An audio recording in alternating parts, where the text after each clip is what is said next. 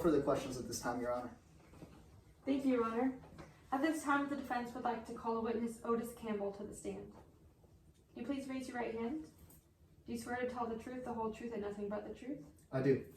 Can you please state and spell your name for the record? Yeah, Otis Campbell. Otiscampbell. Thank you. Good afternoon, Otis. How do you know the defendant, Brad Smithton? Yeah, he's one of the fraternity's newest members. Until last year, I was the social chair of the Kappa Beta fraternity, so I get to know a lot of the members quite well. He's one of our most popular new members. Always a lot of fun. Everyone really likes him.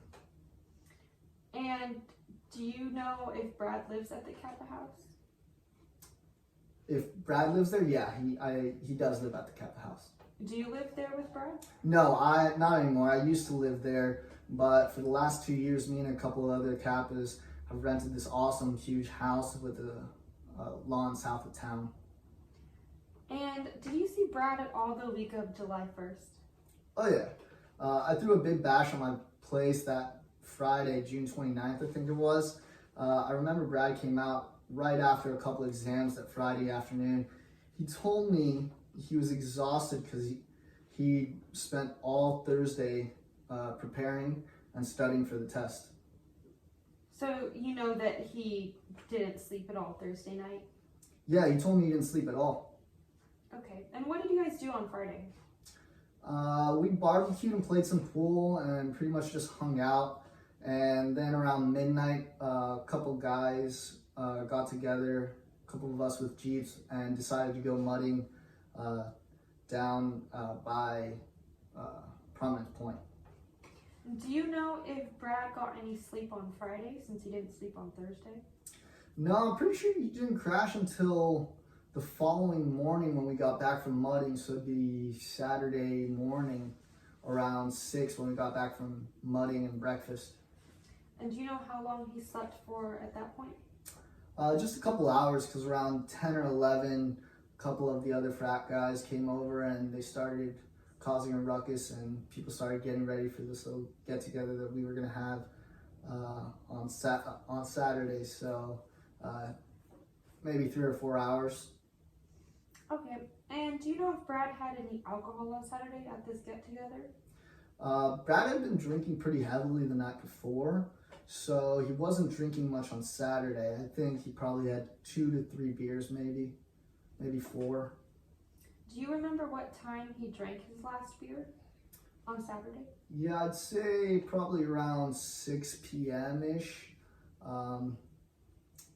I think that'd be a good estimate, 6 p.m. And so you didn't see him drink at all after 6 p.m.? No, not that I recall. And I was always walking around the party, making sure everyone was having fun and seeing what everyone was doing. He wasn't drinking because he was expecting Sarah to show up, and you gotta love her, but she's got this thing about drinking. He's a little nuts for her when it comes to Sarah, but she brings out the best in Brad. They're really good together.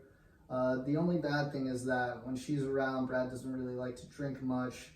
And with her coming later, he wasn't really up for the drinking. And Brad actually told you the reason he stopped drinking was because Sarah was coming over? Yeah, he told me that. Okay. And did you get a chance to talk to Brad at all that evening, besides just observing people? Yeah, of course. Of course I talked to him. And how did he sound? I mean, he was asleep at his feet sometimes, but that was just the lack of sleep, and probably wasn't due to drinking at all. So were there any slurring of words? No, not at all. Not that I heard or saw or anything like that. And what time did he leave to go pick up Sarah? I'd say probably around 1 a.m., I guess. And he had stopped drinking around 6 of that night? Yeah, when I saw him heading for his Jeep, I stopped him and asked if he was sober enough to drive, because us Kappas, we like to look out for one another, and he told me he was, he said he was sober, and that he hadn't had a drop to drink since before supper, and that was around 5 or 6. And did you smell any alcohol on him? No, not at all. And when did you next hear from Brad? I next heard from Brad. Well, I crashed him once Brad left for Sarah, so I fell asleep, but I woke up to the phone ringing. Sorry, there's a bug. To the phone ringing. He called me from the Central State Police Station. Woke me up around 2 a.m. or so, maybe 2:30. I don't really know for sure, but he said he was arrested for DWI and that he needed money to get bailed out. And how did he sound on the phone? Clear as a bell. No slur speech or nothing. And that's the funny thing. That's the incongruity of it all. It struck me that he sounded so sober and yet was calling me because he said he had been DWI. And did you ask again if he had been drinking at that point? Didn't have to, since I knew he hadn't been drinking for at least half a day, but he reminded me anyways on the phone right before we hung up. And did you talk about anything else on the phone before you left? Yeah, he wanted to know if he should do the breathalyzer test.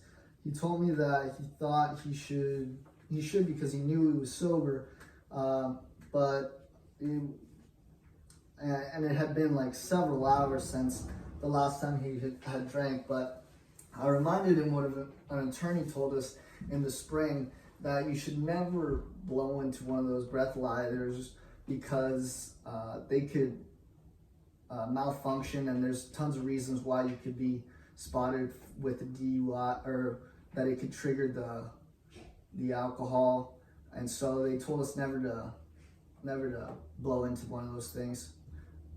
Okay, and about what time did you finally see Brad at the station? Well, I ran over to the Cabinet House to pick up bail cash that we keep just for these occasions.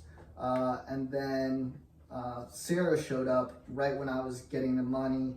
And I guess she was in the Jeep when the Jeep got pulled over. But so she and I went to pick up Brad around 3:30 in the morning at the county jail. And how did he look at 3:30? Well, the speech was perfect, if you know what I mean. Like, there was no slurring, it was coherent. There was absolutely not the faintest indication that he was impaired in any way. No stumbling, no weaving. He looked 100% normal. Sure, he looked tired, but he hadn't exactly had the perfect ending to the last 3 days. Yes, and were his eyes bloodshot or glassy at all? Yeah, both eyes, and they were both. But that was probably just from being tired. Like I said, he'd been up for 3 days with only 3 or 4 hours of sleep in between. And just one last question. Was there any smell of alcohol at that point when you saw him in the station? No. All right. Thank you. No further questions, Your Honor.